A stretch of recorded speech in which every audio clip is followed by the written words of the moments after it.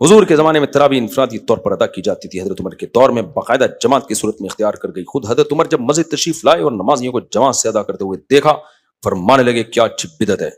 بدعت اچھی ہو یا بری, بدعت تو بدعت ہے. بدعت واقعی بدعت ہے, بشرطے کہ اصطلاحی اور شرعی لحاظ سے اس کو بدعت کہا جائے. لغت میں اگر کسی چیز کو بدعت کہا گیا تو وہ بدعت نہیں ہے. خود نبی نے اپنے بارے میں کیا کہا, قل ما کنت بدعا من الرسل. یہاں بدعت لغوی معنی میں ہے کہ اے لوگوں میں کوئی نیا نبی نہیں ہوں, میرے سے پہلے بھی نبی آئے ہیں. تو ہر نئی چیز کو بھی کیا کہا جاتا ہے, عربی میں بدعت کہا جاتا ہے. تو اصطلاح میں جس کو بدعت کہا جاتا ہے کہ کسی چیز کو دین سمجھ کے ایجاد کرنا جبکہ نبی سے اس کا ثبوت نہ ملتا ہو, یہ بدعت اچھی ہو بری ہی ہے یہ. جبکہ حضرت عمر نے جو تراویح کے بارے میں فرمایا کہ نعمت البدعۃ ھذہ, تو ان کا مقصد یہ تھا کہ نبی صلی اللہ علیہ وسلم نے ایک سنت کو زندہ کیا, کسی عذر سے نبی نے اس کو چھوڑ دیا تو وہ سنت متروک ہو گئی, اس میں ایک حکمت تھی, لیکن اب اس کو دوبارہ زندہ کرنا چاہیے تھا ہمیں, کیونکہ نبی نے جو چھوڑا تھا وہ اس لیے کہ یہ تراویح تم پہ فرض نہ ہو جائے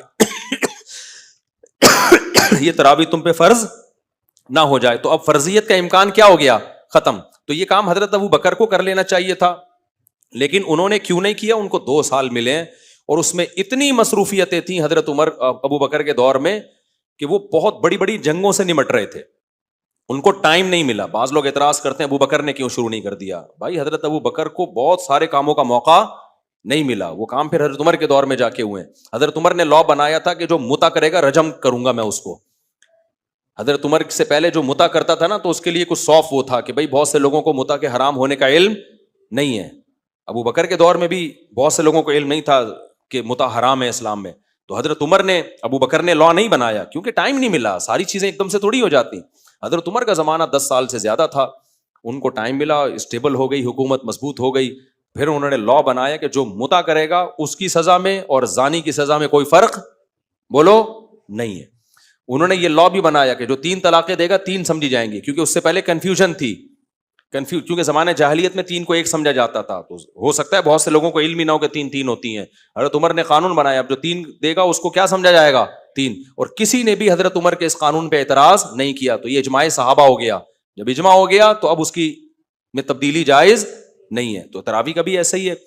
تو ابو بکر رضی اللہ تعالیٰ عنہ کے دور میں ان کو موقع نہیں ملا, لوگ پڑھتے تھے اخپل طریقے سے پڑھتے تھے. تو حضرت عمر نے آ کے ایک امام پہ ان کو جمع کر دیا اور پھر فرمایا نعمت البدعۃ ھذہ, کیا اچھا کام کیا. اس کا مطلب ترجمہ بدعت سے ہوگا ہی نہیں, اس کا مطلب کیا اچھا کام کر دیا میں نے, جو میں نے کیا اللہ نے مجھ سے لیا ہے, تو اس معنی میں وہ نیا کام ہے.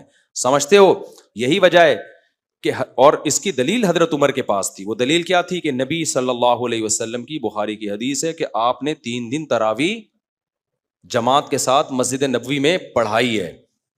تو یہ دلیل تھی حضرت عمر کے پاس. تبھی امام ابو حنیفہ سے جب پوچھا گیا نا کہ آپ تراویح کو سنت کیوں کہتے ہو, کیا دلیل ہے, تو انہوں نے کیا کہا کہ میں عمر کو بدعتی نہیں سمجھتا. اگر حضرت عمر نے یہ کام کیا ہوتا اور نبی سے ثبوت نہ ہوتا تو صحابہ نہیں کرنے دیتے پھر یہ کام. سارے صحابہ نے اس کو مانا بھی اور پوری دنیا میں اس کو رائج بھی کیا. اور حضرت علی جب آئے تو انہوں نے دعا کی, جب مسجد نبوی میں منظر دیکھا نا اپنے دور خلافت میں, انہوں نے کہا کہ اللہ عمر کی قبر کو نور سے بھر دے, کچھ اس طرح کے الفاظ ہیں, اس نے ہماری مسجدوں کو رونق بخشی.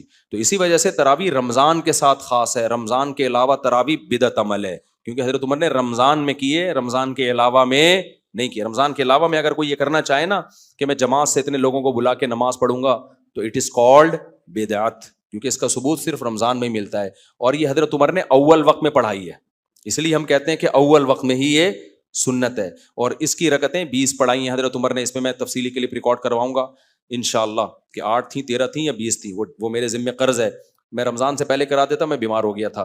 تبھی اس دور میں ہمیں جو پوری دنیا میں جو تراویح پھیلی ہے 8 کہیں بھی نہیں ملتی. اگر حضرت عمر نے 8 شروع کرائی ہوتی تو حضرت علی 8 پڑھتے, باقی حضرات 8 پڑھتے نا تو سب. اور وہ جو تہجد والی حدیث ہے, بار بار کہتا ہوں, اس سے استدلال درست نہیں ہے کہ حضرت عائشہ فرماتی ہیں نبی رمضان غیر رمضان میں 8 پڑھتے. بھائی وہ تہجد سے متعلق ہے, کیونکہ اگر وہ تراویح سے متعلق ہوتی تو تراویح تو نبی نے چھوڑی ہے کہ تم پہ فرض نہ ہو جائے, جبکہ تہجد کی فرضیت کا کوئی امکان نہیں ہے. اور وہ چھوڑی بھی نہیں ہے, وہ تو پہلے بھی پڑھ رہے تھے اور بعد میں بھی پڑھ رہے تھے. تو اس لیے ہماری رائے یہی ہے, ہم اس میں کسی کو برا بلا نہیں کہتے. اب یہ تو ایک نئی جنگ چھڑ گئی ہے سوشل میڈیا پہ, بھائی کسی کا جو مسلک ہے وہ ٹھیک ہے, مسلک ہے, ہمیں اپنا مسلک بتانے کی اجازت تو ہوگی نا, دلائل دینے کی اجازت تو ہوگی. اور یہ ہمارا تھوڑی ہے, تو چاروں اماموں کا مسلک ہے یہ. اور بار بار کہتا ہوں امام مالک کی طرف جو 8 رکعتیں منسوب ہیں کہ وہ 8 رکعتیں قائل تھے یا 13 کے قائل تھے، وہ غلط ہے.